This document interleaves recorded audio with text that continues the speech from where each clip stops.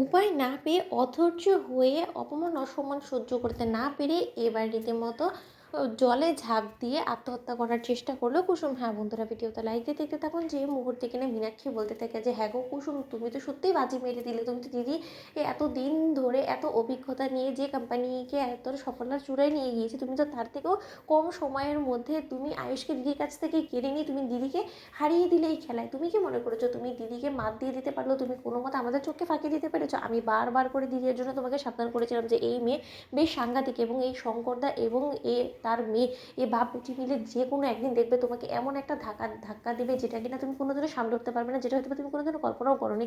কিন্তু আমার কথা তুমি তখন কোনোভাবেই কানে দাওনি। আমি তখন তোমাকে বারবার করে বলেছিলাম যে এই কাজের মেয়ের আয়ুষে ঘরে বারবার করে ঘোরাফেরা ঘুরঘুর করা, আয়ুষের পেটটা পেছনে পেছন, এই সমস্ত কিছু ভালো লক্ষণ না। কিন্তু তুমি আমার কথাটা গরজ করোনি। এবার নিশ্চয়ই তুমি বুঝতে পারছো যে এই সমস্ত কিছু এই কুসুমের বাবাই কুসুমকে শিখিয়ে দিয়েছে। ঠিক সেই সময় কুসুমের বাবা যখন কুসুমের গলা টিপে ধরে এবং বলতে থাকে যে এই এই মেয়ে, তুই শুনেছিস আজকে তোর জন্য আমাকে এত অপমান অসম্মান সহ্য করতে হচ্ছে, এবং কেন এবার সহ্য করবো না বলতে? আসলে আমার কপালে তো এই সমস্ত দুর্ভোগ লেখা ছিল, কারণ তোর মতন একটা কুৎসিত দুশ্চরিত্র প্রজাতির মেয়েকে যে আমি জন্ম দিয়েছি, তার বাবা বলে আমি কথা, তাহলে তো আমাকে অপমান অসম্মান সহ্য করতে হবে। ভালোই হয়েছে তোর মা আগেই পৃথিবী ছেড়ে চলে গিয়েছে, নয়তো আজকের এই দিনটা দেখলে হয়তো বা তোর মায়ের কাছে বিষ খেয়ে মরে যাওয়া ছাড়া কোনো রকম কোনো উপায় ছিল না। এখন তুই কী মনে করছিস তুই গলায় দড়ি দিলে তোর সব পাপ ধুয়ে যাবে?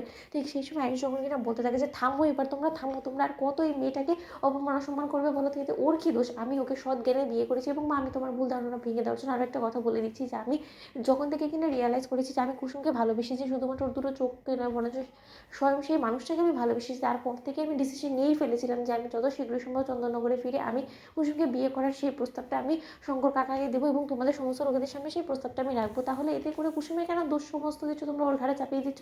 আমি তো সেটাই বুঝতে পারছি না।